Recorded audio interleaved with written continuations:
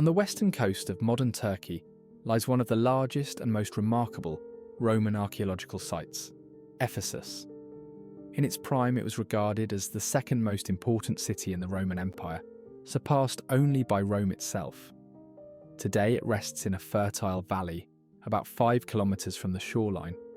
But in ancient times, Ephesus stood directly connected to the Aegean Sea. This strategic position made it a bustling hub of trade, culture, and religion, drawing merchants and pilgrims from across the ancient world. Yet Ephesus is perhaps best known for constructing the largest Greek temple in history, the Temple of Artemis. This unique blend of Greek origins and Roman transformation defines the city's extraordinary history and enduring legacy.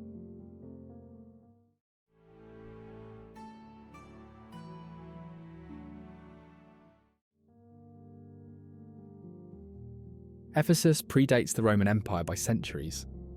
It was established by Ionian Greeks around 950 BCE during the Greek Dark Age, a period of upheaval and migration following the collapse of the Mycenaean civilization.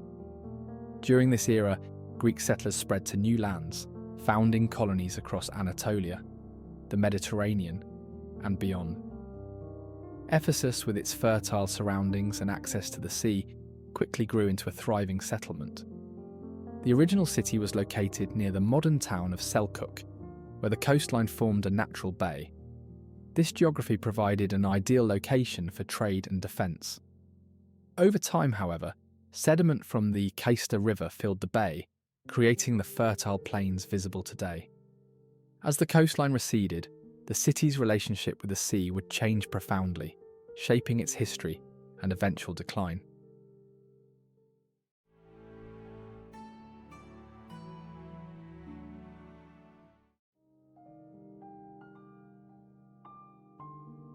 Ephesus gained renown during the Archaic Age as a major cultural and religious centre.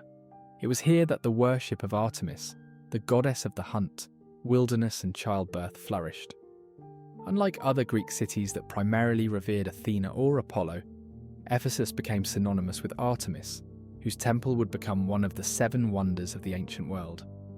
The Temple of Artemis, located near the original Greek settlement, was an architectural masterpiece. Its final iteration, completed in the Hellenistic period, was a massive structure supported by towering Ionic columns. These columns, standing 18 metres tall, demonstrated the advanced engineering and artistic skill of the Ephesians. The temple's design influenced Greek and Roman architecture for centuries, and its scale surpassed even the largest Roman temples. Ephesus also hosted the annual Artemisia festival, which celebrated the goddess through religious rites, athletic competitions, and cultural performances. This event drew thousands of visitors from across the Greek world, further enhancing the city's prestige and economic prosperity.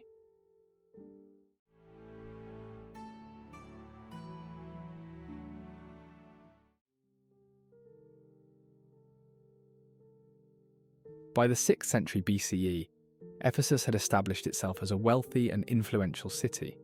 However, its strategic location made it a target for conquest. In 560 BCE, the city fell to King Croesus of Lydia, whose vast wealth and ambition left a lasting impact. Croesus funded the reconstruction of the Temple of Artemis, transforming it into a grand monument that reflected the city's growing importance. The prosperity under Croesus was short-lived.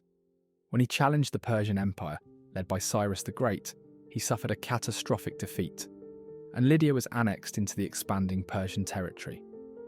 Ephesus and the other Ionian cities were absorbed into the Persian Empire, but retained a degree of autonomy as long as they paid tribute. The Ionian Revolt in 498 BCE marked a turning point in Ephesus's history. Sparked by high taxes and dissatisfaction with Persian rule, this uprising saw cities like Miletus and Ephesus resist Persian control. While the revolt ultimately failed, it set the stage for the Greco-Persian Wars, a defining conflict in ancient history that pitted the Persian Empire against a united Greek front.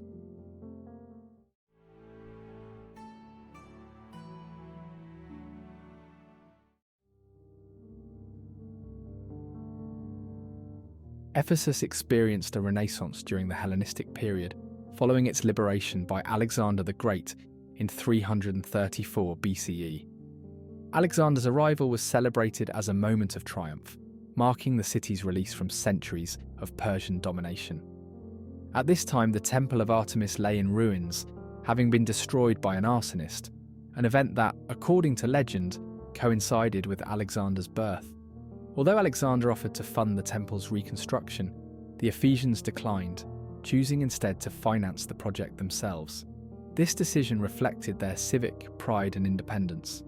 The new temple, completed during the Hellenistic period, was larger and more elaborate than ever, solidifying its place as a wonder of the ancient world.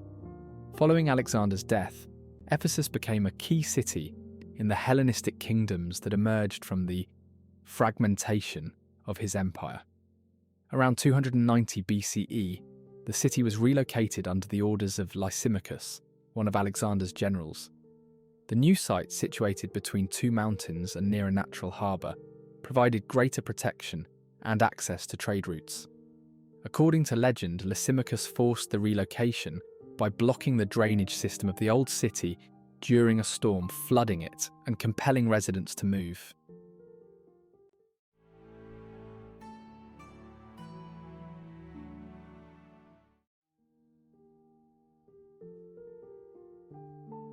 Under Roman rule, Ephesus reached its zenith. The city became the capital of the Roman province of Asia Minor, serving as a vital centre of commerce, governance and culture. Its population swelled to over 200,000, making it one of the largest cities in the Roman Empire. The Romans invested heavily in the city's infrastructure, constructing aqueducts, baths and public buildings. The Library of Celsus, built in the 2nd century CE, became an iconic landmark, showcasing Roman architectural ingenuity and the city's status as an intellectual hub. The Grand Theatre, capable of seating 25,000 spectators, hosted everything from dramatic performances to political gatherings, reflecting the city's vibrant public life. Trade remained the lifeblood of Ephesus, facilitated by its proximity to the Aegean Sea. The harbour bustled with activity as goods from across the Mediterranean flowed into the city. However, the gradual silting of the harbour continued to pose challenges, requiring constant maintenance to keep the waterways navigable.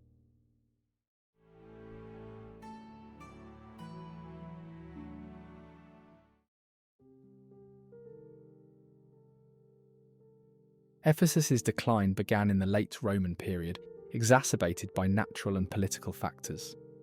The relentless silting of the harbour reduced its utility as a port, diminishing the city's economic importance. Additionally, the rise of Constantinople shifted the centre of power and trade in the region, leaving Ephesus in relative obscurity. The spread of Christianity also transformed the city's identity.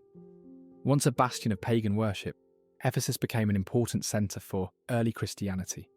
The Church of Mary, built during the Byzantine era, hosted the Third Ecumenical Council in 431 CE, further cementing the city's role in the Christian world. However, as the Byzantine Empire faced invasions and internal strife, Ephesus was gradually abandoned.